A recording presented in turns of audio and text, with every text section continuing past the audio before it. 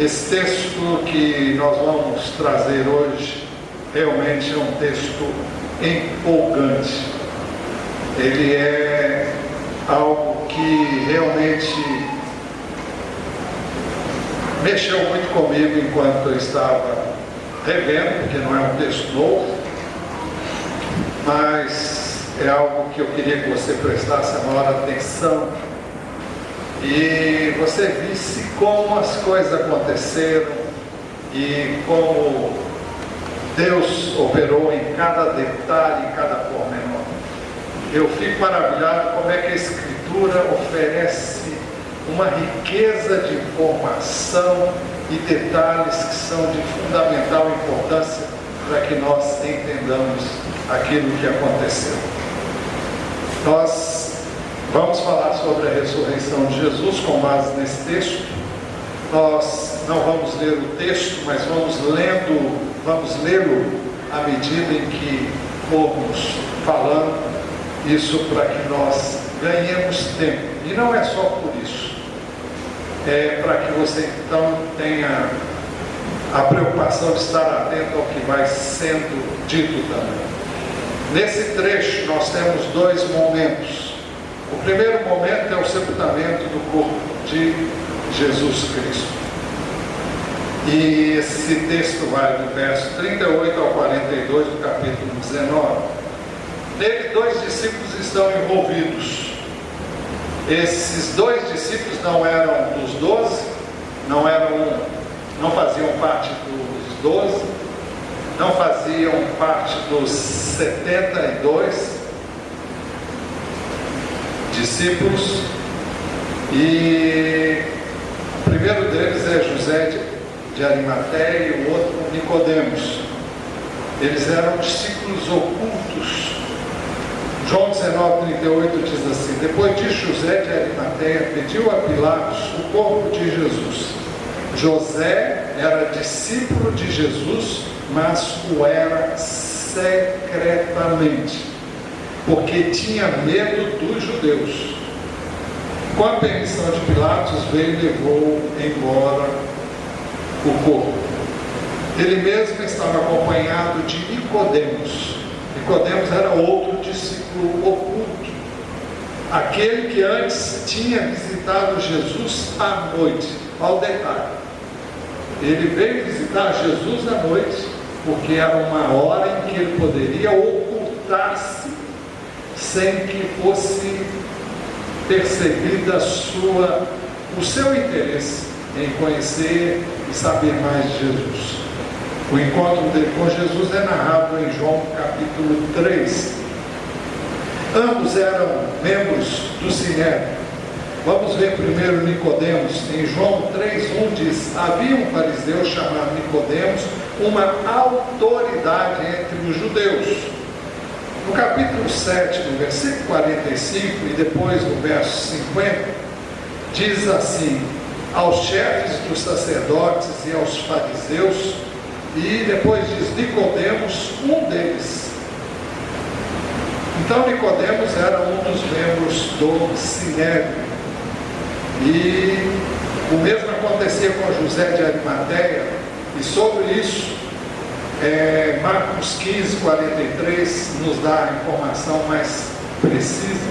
José de Arimateia, membro de destaque do Sinédrio. Não era apenas um membro, mas era um membro de destaque. O que era o Sinédrio?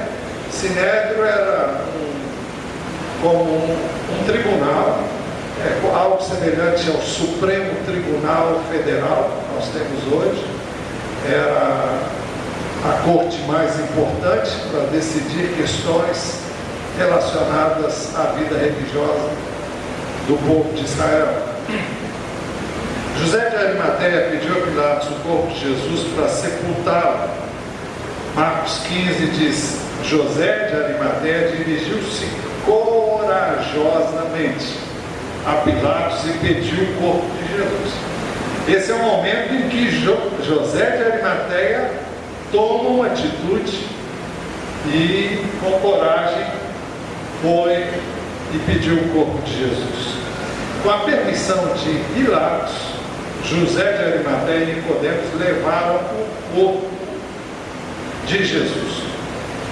João 19:38. Depois de José de Arimateia pediu a Pilatos o corpo de Jesus. Versículo 38, final. Com a permissão de Pilatos, veio e levou embora o corpo. E o verso 39, ele estava acompanhado de Nicodemos. É significativo o fato de que ambos, que eram discípulos ocultos de Jesus, com medo dos judeus, nessa hora, uma hora crucial, a hora em que todos os discípulos de Jesus fugiram, esses dois resolveram tomar uma posição.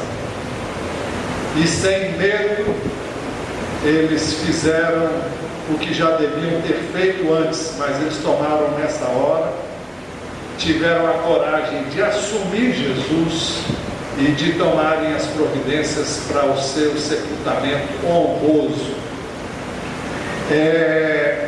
Eles prepararam o corpo de Jesus para o sepultamento, porque era assim que se fazia, e volto a enfatizar o fato de que nenhum dos 12, nem dos 72 discípulos estavam presentes nesse momento, apenas os dois. As mulheres acompanhavam de perto isso, mas os discípulos não, acompanhavam de longe. O Evangelho apócrifo de Pedro, e por que eu estou citando? Porque traz uma informação que coincide com o costume da época. Diz assim: José de Arimateia lavou o corpo de Jesus, porque era assim que se fazia antes do sepultamento de um corpo. Lavava-se o corpo. Os irmãos podem ver isso em Atos capítulo 9, 37, quando Tabita, também chamada de Dorcas, morreu. Depois Pedro vai e ressuscita essa mulher, mas antes disso o seu corpo foi lavado e levado para um lugar, num aposento superior, como os irmãos poderão ver se forem lá. Depois o corpo foi embalsamado. Dizemos embalsamado entre aspas. Embalsamamento hoje implica em preparar o corpo para poder ficar mais dias sem ser sepultado. Então a retirada de alguns órgãos que poderiam abreviar a decomposição do corpo, e são injetados nas veias, ainda que a pessoa esteja morta, alguns componentes químicos que vão permitir a permanência do corpo sem se decompor por mais tempo.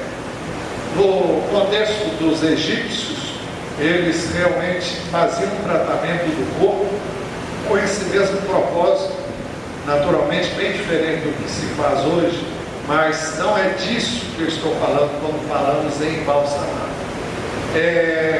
O texto diz assim: Nicodemos levou cerca de 34 quilos de uma mistura de mirra e aloés.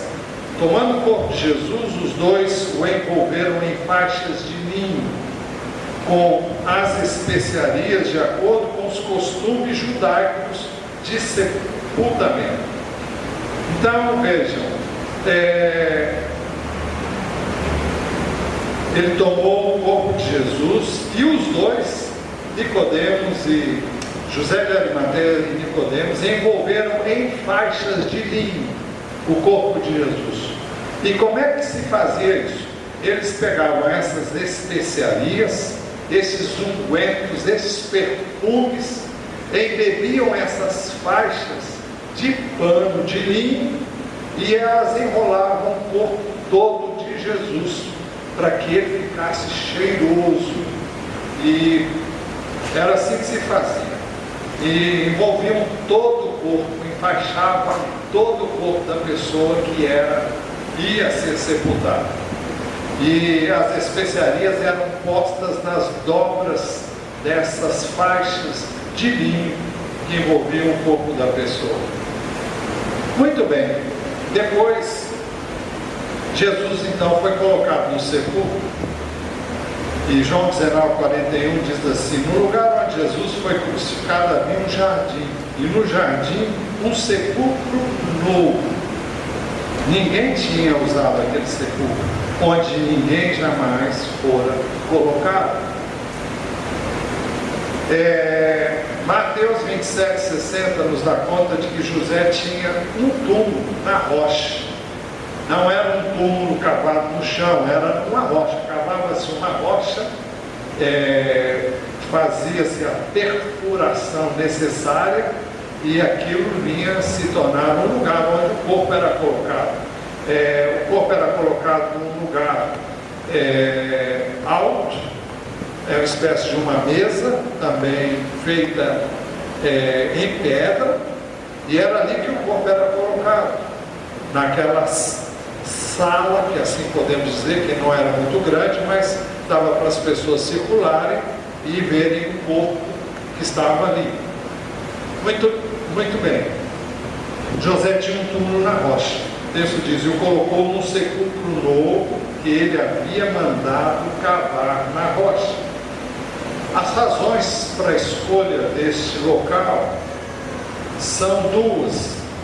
Primeiro, porque José quis honrar a Jesus e deu a ele o que ele tinha de melhor, porque ele tinha feito aquele túmulo para ele mesmo. Segunda razão, era a véspera de sábado.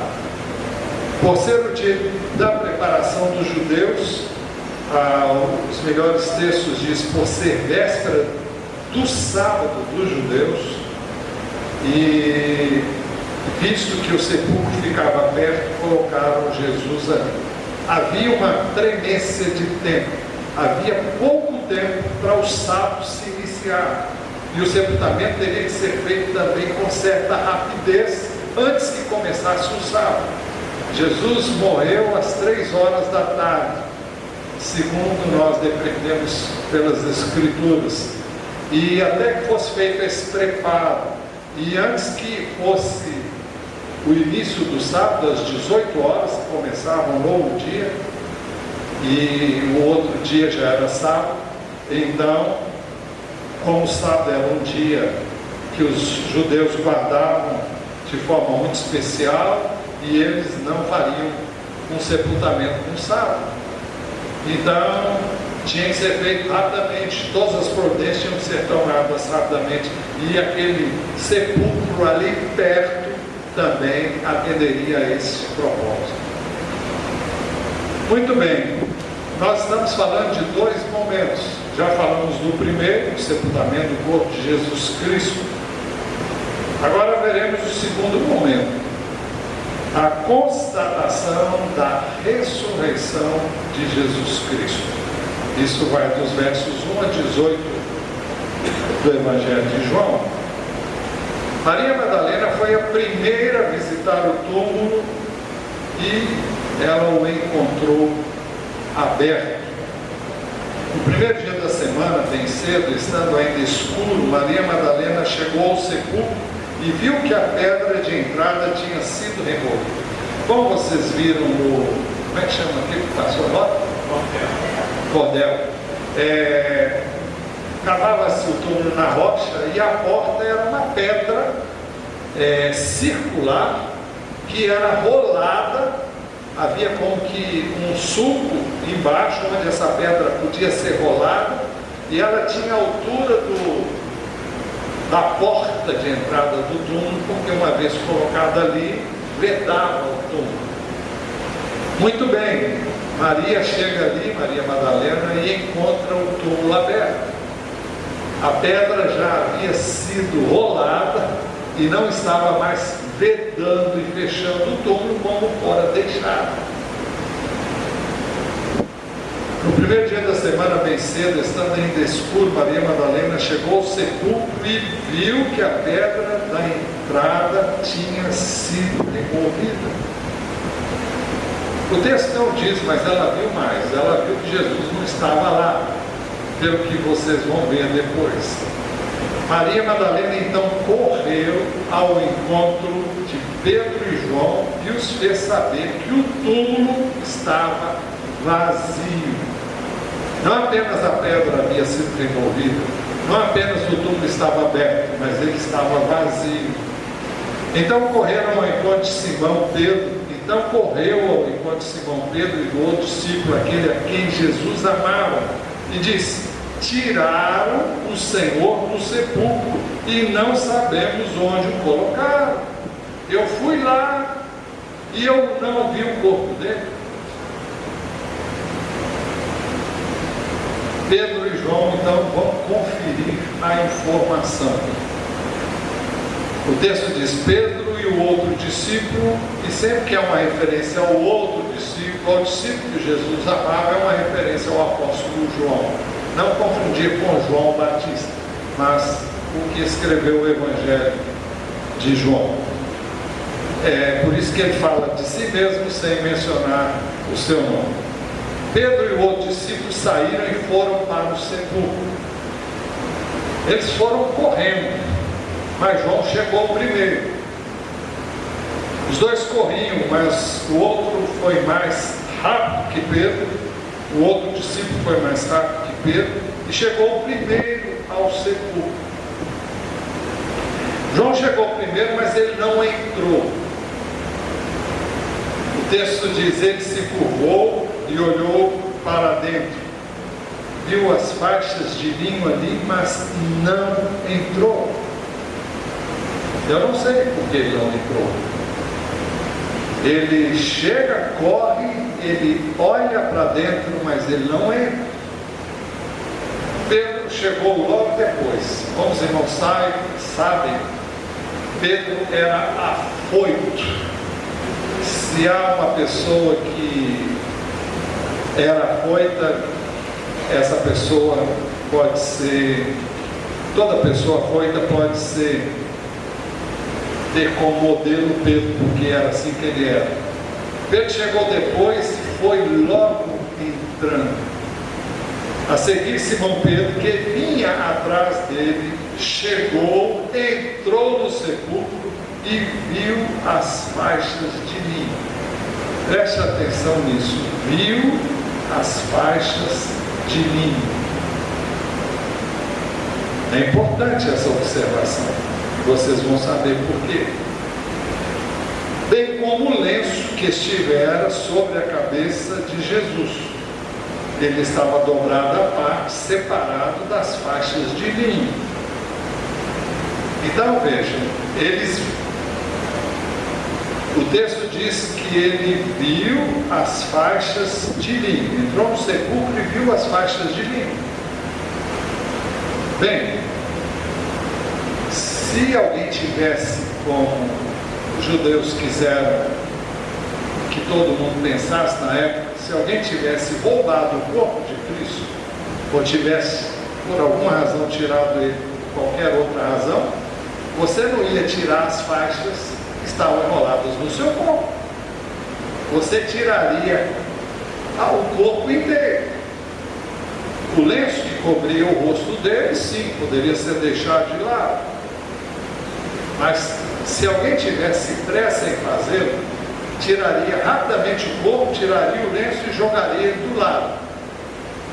Fala-se um lenço, é o que ele chama de o sudário, que está provado que não é aquele santo sudário, foi colocado sobre o rosto de Jesus. Na realidade está provado que aquele tecido é um tecido uma data muito posterior, em mais de 1000 anos, à data da morte de Cristo. Mas então, como é que estavam as faixas? Estavam lá onde elas haviam. Imagine o seguinte: Jesus estava enrolado nelas. Quando Jesus ressuscitou, o que ele fez? Ele saiu da faixa e deixou a faixa. Imagine as faixas enrolando o corpo sai e as faixas ficam onde estava o corpo. É exatamente isso que aconteceu, e foi isso que realmente chamou a atenção de Pedro e de João também, como nós vamos ver. Agora, como estava o pano, que não era um paninho, um lencinho como a gente tem aqui, mas era um pedaço de pano razoável que cobria o rosto, estava dobrado. Jesus tirou, dobrou do lado e saiu, mas saiu sem as faixas.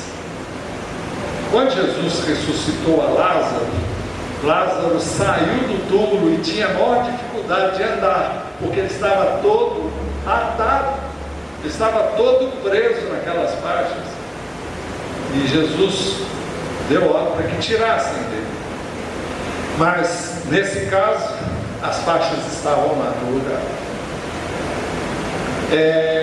Vocês vão ver que depois da ressurreição, Jesus, para entrar no lugar, ele não precisava abrir a porta, ele simplesmente aparecia ali. Quando os discípulos estavam reunidos, no dia da ressurreição dele, a portas fechadas, com medo dos judeus, Jesus veio, se pôs no meio deles e disse: paz seja convosco. Ele não bateu na porta, ele não pediu que abrissem a porta, ele entrou. Ele não estava mais limitado às condições humanas que nós temos. Ele já não era, ele não ressuscitou é uma coisa interessante. Você vai perguntar, como é que era esse corpo? Eu não sei, eu sei que não era exatamente como era o primeiro, porque o primeiro era limitado, como é o meu e o seu, mas o corpo de Cristo ressurreto não estava mais limitado. É o corpo que depois, no qual ele vai subir aos céus.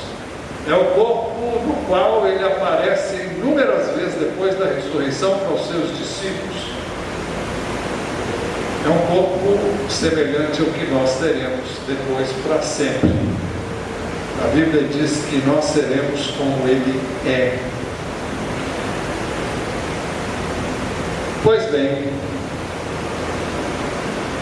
os detalhes das faixas e do lenço chamaram a atenção de João e Pedro. João 20, verso 5 diz assim: viu as faixas de linho ali. Quem viu? Se você olhar o texto, você vai descobrir que foi João.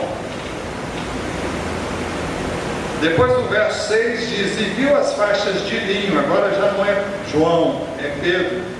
Bem como o lenço que estivera sobre a cabeça de Jesus. Ele estava dobrado à parte, separado das faixas de linho.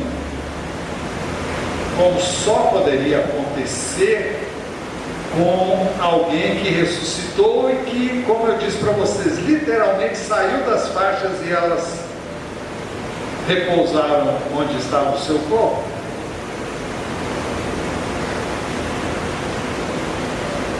O texto diz: bem como o lenço que estivera sobre a cabeça de Jesus, ele estava dobrado à parte, separado das faixas de linho.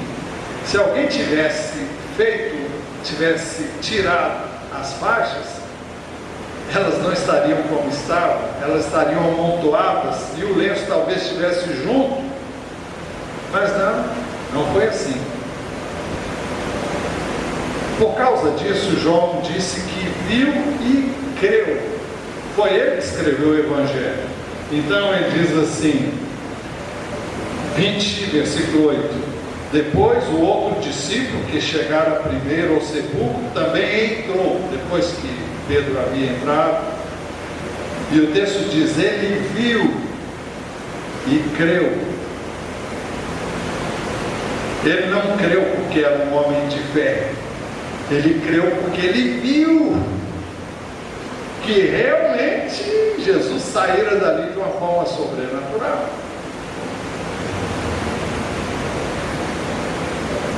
Ele creu em quê? Será que foi no fato, no que Maria Madalena havia dito: roubaram o corpo do meu Senhor, tiraram o corpo e não sei onde colocaram? Não foi isso que o texto está dizendo. Não é isso que João quis dizer, com toda certeza. Ele creu que Jesus realmente havia ressuscitado. Por quê? Será que eles se lembraram das escrituras que previam que Jesus haveria de ressuscitar? Não. Porque o verso 9 diz que eles não tinham compreendido que Jesus havia ressuscitado para cumprir as escrituras. Eles ainda não haviam compreendido que, conforme a Escritura, era necessário que Jesus ressuscitasse dos mortos. Então não foi por isso que eles creram. Não foi por isso que João creu, não foi por isso que Pedro creu. João creu porque ele viu as evidências da ressurreição ali naquele lugar. Ele viu e creu. Pedro creu por causa da mesma coisa. As evidências da ressurreição de Jesus. Lucas 24 é outro texto. 12 diz assim: Pedro, todavia, levantou-se e correu ao sepulcro. Aproximando-se, viu as faixas de linho e mais nada. Quando diz mais nada, não quer dizer que ele não viu o lenço. O mais nada se refere ao quê? Ao corpo de Cristo. As faixas estavam lá, no mesmo lugar, talvez com o mesmo formato do corpo de Cristo. E com certeza foi isso que chamou a atenção deles. O texto diz: abaixando-se, viu as faixas de linho e mais nada. Afastou-se e voltou, admirado com o que acontecera. Pedro está boquiaberto. Que coisa fantástica! É interessante que Pedro e João não trocam uma palavra, mas todos eles, naturalmente, depois comentaram. Mas naquele instante, João sabia, Jesus ressuscitou. Pedro soube ali também, Jesus havia ressuscitado. Então, os discípulos voltaram para casa, diz o texto, impactados com o que eles viram. Eles deixaram Maria Madalena sozinha. Ela ainda não havia entendido que Jesus ressuscitara. Eles viram, eles creram, eles entenderam e saíram dali assim meio aturdidos e nem tchum para Maria Madalena. Não se preocuparam nem um pouco com ela e talvez a mente deles estivessem a 1000 por hora com essa visão tremenda, extraordinária que eles haviam tido. Maria, porém, ficou à entrada do sepulcro chorando. Por que ela estava chorando? Porque Jesus não estava lá e ninguém disse nada para ela. Não foi de maldade, mas eu creio que eles estavam nas nuvens vendo essas coisas. Maria resolveu então olhar dentro do sepulcro e ela viu que os 2 discípulos não viram. 2 anjos. Mas não é porque eles não viram, é porque os anjos não se revelaram a eles, mas vão se revelar agora a ela. O verso 11 diz assim: enquanto chorava, curvou-se para olhar dentro do sepulcro e viu 2 anjos vestidos de branco, sentados onde estivera o corpo de Jesus, um à cabeceira e outro aos pés. Eu continuo dizendo, na minha mente as faixas estavam lá no lugar onde Jesus esteve, até com o formato do corpo dele, e um anjo sentado à direita, na cabeceira, e outro aos pés, onde o corpo dele estivera. Eles lhe perguntaram: mulher, por que você está chorando? E a pergunta não é uma pergunta só para iniciar uma conversa. Naturalmente ela tem um significado. O significado é por que você chora se ele não está aqui, mas não está aqui porque ressuscitou. Mas deixa lá. Ela não percebeu nem sequer que eles eram anjos, nem questionou o fato deles estarem ali. Sua ideia fixa era uma só: localizar o corpo de Jesus. E ela então respondeu àqueles dois anjos: levaram embora o meu Senhor. Respondeu ela: e não sei onde o puseram. Era a ideia fixa de Maria Madalena. Jesus veio ter com ela, mas ela não reconheceu Jesus. João 20, 14. Nisto ela se voltou e viu Jesus ali, em pé, mas não o reconheceu. É significativo o fato de que Jesus vem ter com Maria Madalena numa hora como essa. É significativo o fato de que Jesus está valorizando o sentimento que Maria Madalena tem por ele.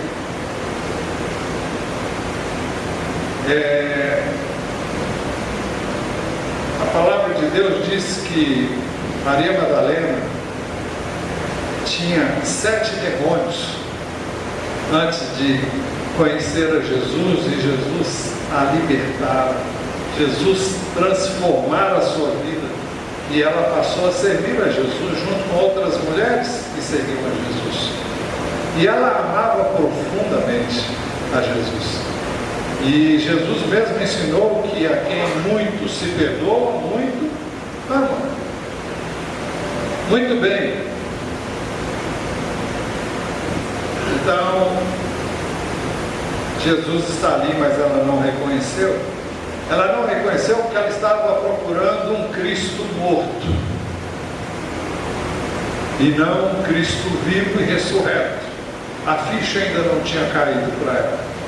Como não havia caído quando os dois do caminho de Emaús também iam, Jesus se pôs do lado deles, e eles não reconheceram Jesus, até que Jesus sentou à mesa com eles e partiu o pão e deu graças. Aí eles entenderam que era Jesus, mas Jesus aí, sumiu da presença deles. Jesus então lhe perguntou, disse ele: mulher, por que você está chorando? A mesma pergunta que os anjos fizeram: quem você está procurando? Agora sim, é uma pergunta que vai possibilitar um diálogo. Mas ela não reconheceu a voz de Jesus. Ela estava muito aturdida, e aturdida negativamente, preocupada com o corpo de Cristo, de Jesus Cristo. E o texto diz: pensando que fosse o jardineiro, ela disse: se o Senhor o levou embora, diga-me onde o colocou e eu o levarei.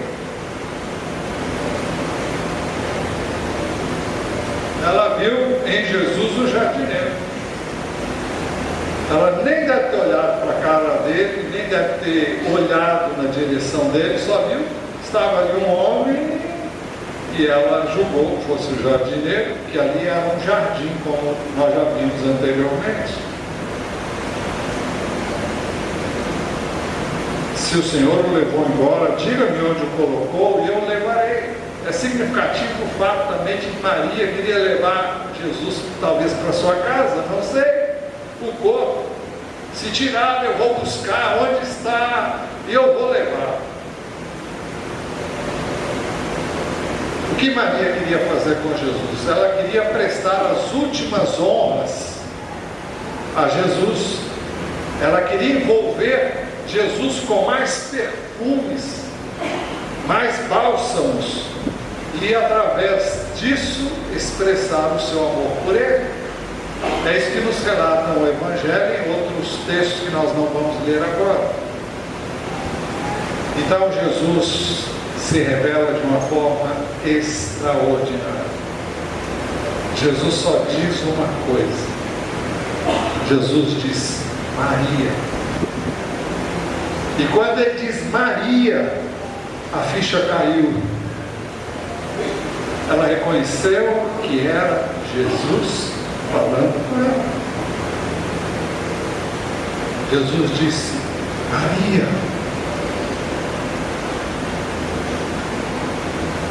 Maria reconheceu afinal que era Jesus. Então, voltando-se para ele, Maria exclamou em aramaico, Rabone, que significa mestre.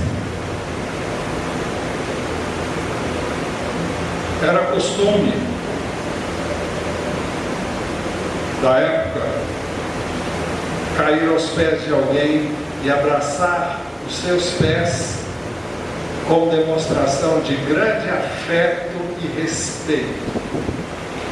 E é isso que Maria faz. Maria se prostra, segura os pés de Jesus e abraça os pés de Jesus. Mas ela o faz como quem quer segurar alguém, por quem diz, não me larga mais.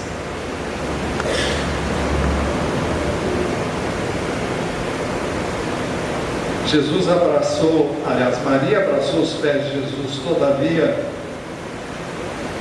Jesus disse, não me segure, pois ainda não voltei para o Pai. Não me segure, não me detenha, não me prenda.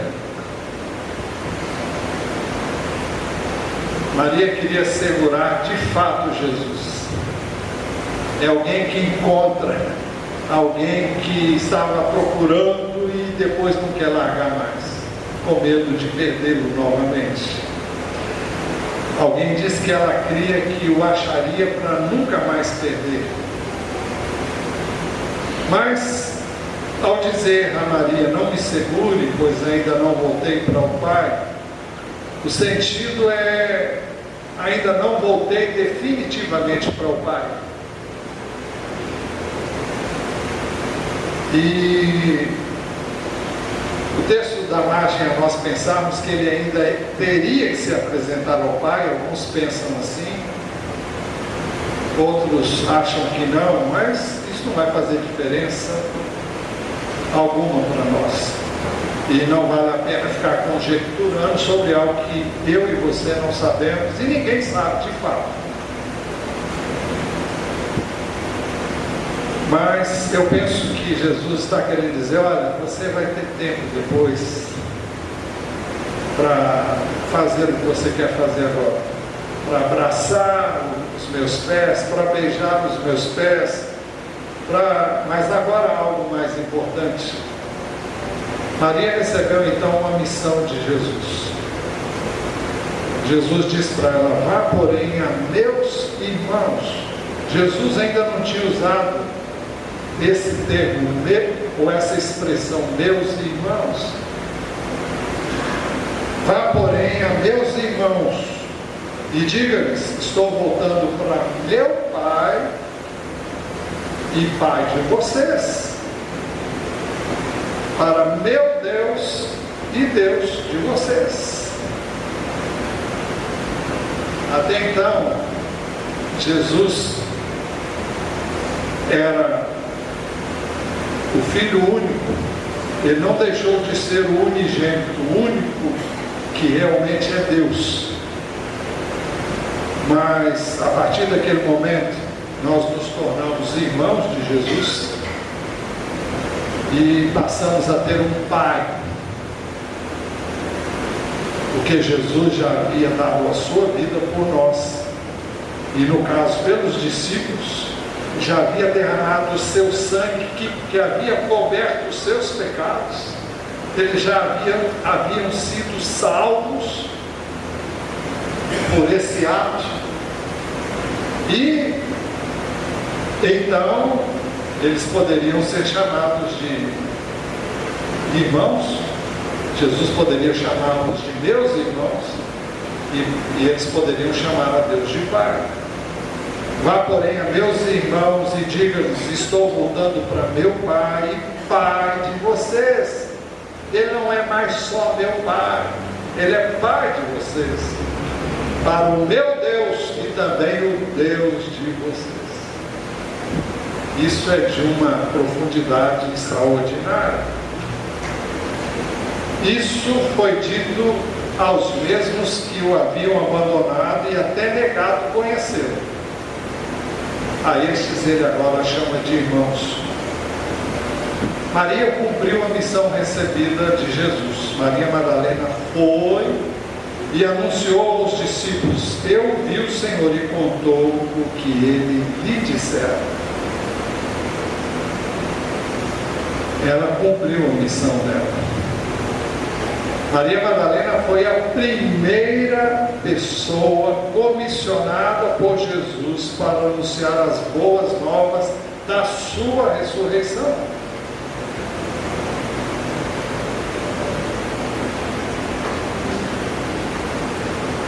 A mensagem da ressurreição de Jesus foi a tônica central em todas as mensagens contidas no livro de Atos dos Apóstolos. A mensagem do Cristo morto por nós não teria sentido se ele não ressuscitasse.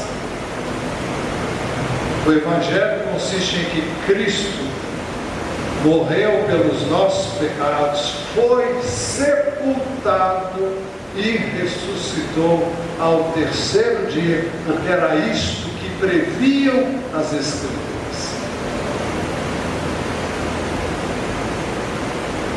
Pois bem, Maria Madalena foi e anunciou a ressurreição. Eu e você somos hoje, para concluir, comissionados para também irmos e levarmos a mensagem, a boa mensagem, as boas novas da ressurreição de Cristo. Curve a sua cabeça agora e agradeça a Deus pela ressurreição do seu Filho. Agradeça o Senhor Jesus, porque Ele realizou a obra inteira que Ele foi chamado a fazer. Ele a completou inteiramente e Ele ressurgiu dentre os mortos. Louve, exalte, engrandeça e magnifique o nome de Jesus.